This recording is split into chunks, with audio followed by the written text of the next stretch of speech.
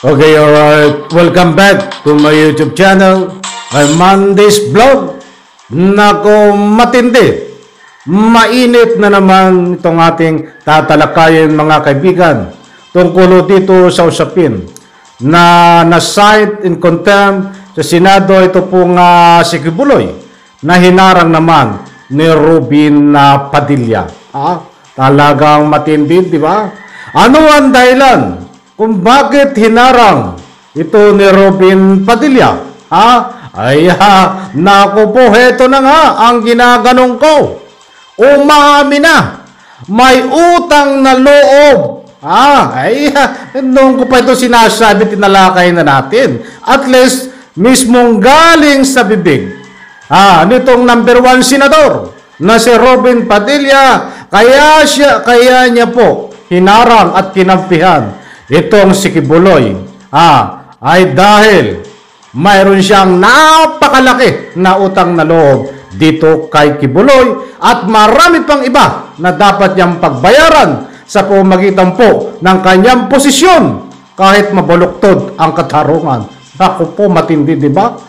Yan po at marami pang iba ang ating tatalakayin. Kung bago pa lang po kayo sa aking maliit pa na YouTube channel, inaanyayahan ko po kayo. Please subscribe. Sabay-sabay po nating i-like ang video na ito kung nagustuhan niyo po. Ako'y muling nakikiusap mga kaibigan, kung pwede lang, patapusin po nating panoorin ang kabuuan ng vlog na ito. At nasa ganon, lubos po nating maunawaan, magbibigay po tayo ng konting punto de vista, public opinion, pagkatapos po nating mapanood.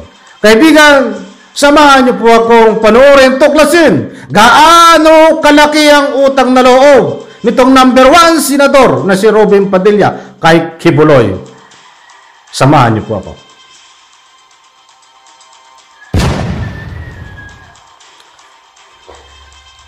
Sinasabi mo na kinakampihan na, mabihira naman yung kinakampihan. Demokrasya, tol. Meron akong sariling dahilan eh. Ang sarili kong dahilan para sa akin, nagiging biktima si pastor kasi nilabanan niya yung NPA. Yun ang sarili kong wala tayo, hindi deserve para sa mga mata ko ng isang tao ang tingin ko bayani sa pakikipaglaban niya sa komunista na naging kasama ko. Ganitong klase papayagan ko maiskandalo. Teka muna.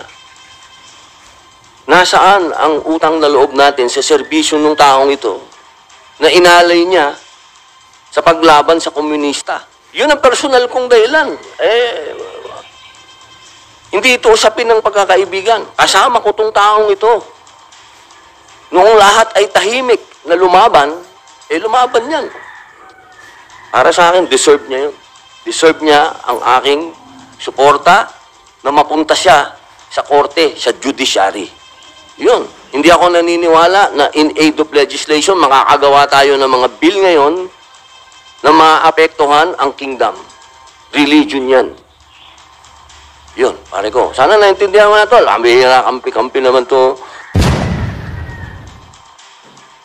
Ang posisyon ng aming chairman sa PDP laban, pumunta si pastor, di ba? Sabi niya, yun ang posisyon ni dating Pangulo. Magkaiba sa posisyon namin. So wala akong sinunod na may nagutos sa akin, ganun. Wow. Naman, ma'am. Revolusyonaryo, utusan lang. Sayang naman yung bigote ko. Di ba? Hindi ako utusan ng kahit na sino. Paniniwala ko para sa akin, magkasama kami ni Pastor lumaban sa komunista. Hindi mawawala sa isipan ko yan. Ito nung panahon ng NTFL CAC, magkakasama kami niyan. Diba? Panahon ni Digong, 2016 hanggang 2022. Kasi yung pelikula kong Memoirs of a Teenage Rebel, ito yung mga tunay na rebelde, na mga bata na na-recruit, sila yung naabuso. Nagpalabas kami sa YouTube. Hindi namin magkaroon ng napakaraming kalungkutan yung pelikulang ginawa kong yun. Walang gustong magpalabas. Ang nangyari, dinala ko sa mga government stations, ayaw din nila ilabas. Pero sa SMNI, nailabas ko. Pumayag si Pastor. Ganon din yung isang linggong pag-ibig, yung sa West Philippine Sea. Nailabas ko din sa SMNI. Yun yung partnership ng matagal na paglaban sa komunista.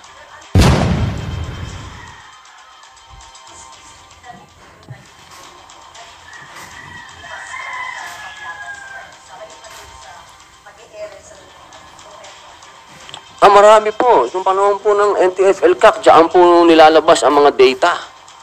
Ang mga data, no? Ang mga, kung ano yung mga nangyayaring, halimbawa, galing sa AFP, yung mga tinatawag naming, kasi kami mismo nun, meron kaming mga pinupuntahan ng mga sumusurrender, binibigyan ng pag-asa ng gobyerno, binibigyan ng ayuda. Ako lang, ang dami kong pinuntahan na ganyan. 1,000 ang sumusurrender. Hindi mo mapanood sa ibang channel. Mapapanood mo sa SMNI.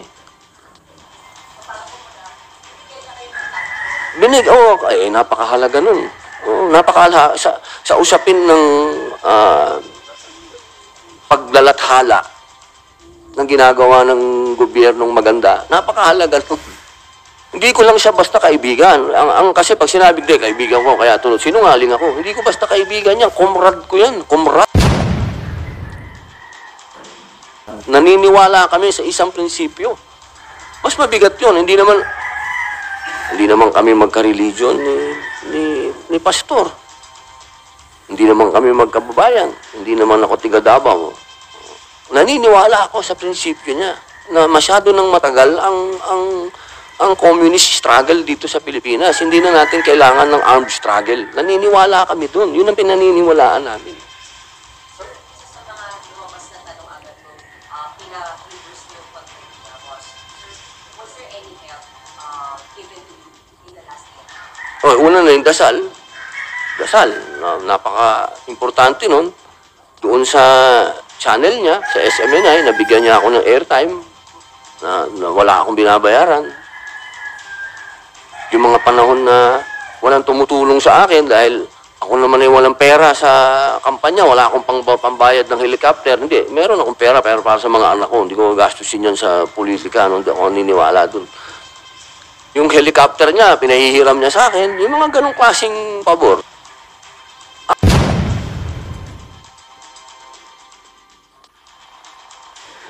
Okay, alright. Shoutout po sa lahat.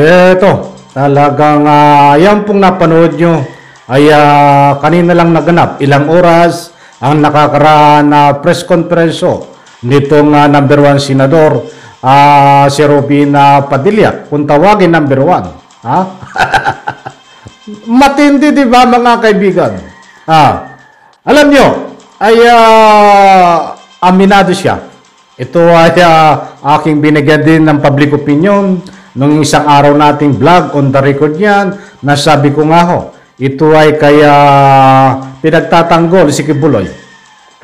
Ay dahil may utang ho siya na loob. That's why mismong galing na sa kanyang bunganga na talagang mayroon siya na utang na loob, mga kaibigan. Isa-isahin po natin at kung hindi po natin ito matatapos, bibigyan po natin ng ibang pagkakataon, baka tayo kulangin sa oras. Una, ang sabi niya, may utang siya ng loob. Katulad ng noong time na eleksyon, pinapairam siya ng helicopter. Diba?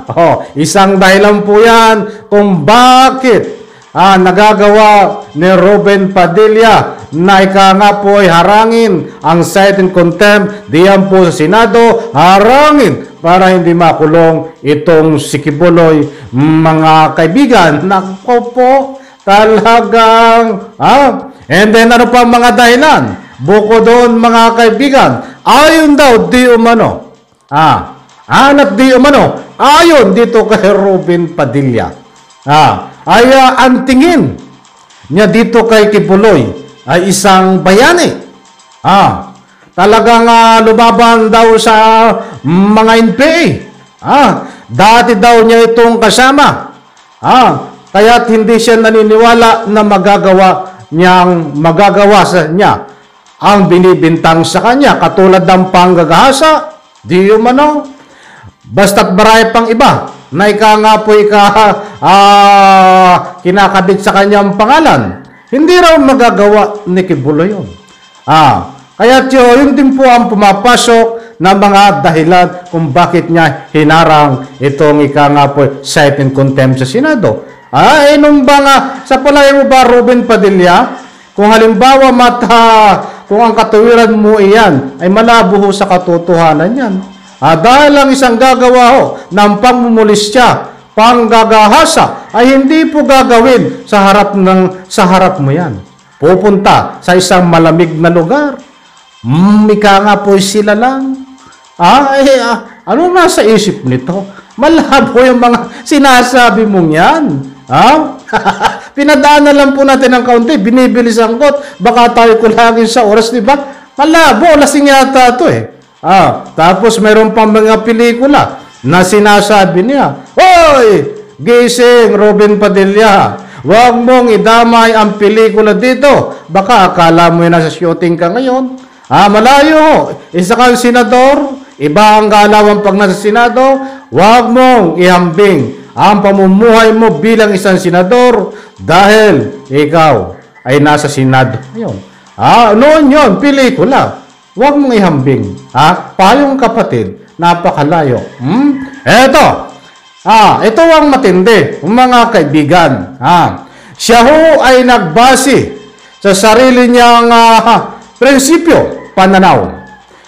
Kung bakit hinarang niya itong cite and contempt sa Senado ni Kibuloy, kung bakit siya ho ay pinagtatanggol niya si Kibuloy. Sarili niya may kangay prinsipyo. Naku po, diyan na tayo. Diyan ang isang napakalaking pagkakamali mo, Ruben Padilla. Dapat hindi ka nagbabase sa sarili mong prinsipyo. Kung yan ang dahilan mo, sarili mong prinsipyo, katulad ng mga nabanggit mo, kaibigan mo si Kibuloy, may utang ka na loob kay Kibuloy, at marami pang ibang dahilan, hindi ko na isa-isahin. Kung yan ang mga dahilan mo, naku po, kailangan mong matuto pa kung ano ang tama, para hindi ka naman makapi ng iyong kapwa.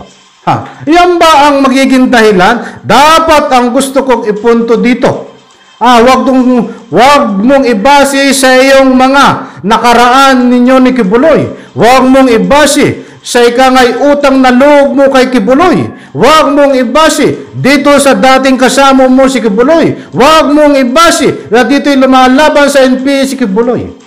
Wag mong ibase diyan lahat. Kung bakit nagawa mo kampiyan si Kibuloy, kung bakit hinarang mo ang cite in contempt dito sa Senado. Itatak mo sa kukuti mo, Ruben Padilla, number 1 senador, ba't marami pang pag-aaralan diyan sa Senado. Dapat nagbase ka ay sa ebidensya. Paano ko nasabi? Ruben Padilla. Dapat napakalayo sa kaso. Hindi po related dito sa cite and contempt na dahilan na pinag-uusapan sa Senado. Malayo ho. Nakaraan nyo na yan. Diba? Kahit may ebidensya, kahit walang ebidensya dito, sa ika nga po kay Kibuloy, kung nabanggit mo man lang dito, nagbabase po tayo sa mga ebidensya na lumalabas diyan sa Senado, ay pwede mo rin sabihin na, yan ho ay ika nga mga fake, mga bayaran, so and so. Example lang po yun. Ay malapit pa sa katotohanan. Nakuha niyo po ba ang gusto kong ipunto? Kung nagbase ka ay dito sa ika nga po'y takbo ng ika nga po'y investigasyon. Kahit magsinungaling ka na talagang walang ebidensya, kaya hindi karapat-dapat. Ay hindi, nagbabase ka sa inyong nakaraan ni Kibuloy. Diyos mio, babagin. Anong koneksyon noon? Naku po, talagang, ay kukulangin tayo sa oras. Wala na naman tayong oras. Gusto ko pang talagang bumanat ng bumanat dito.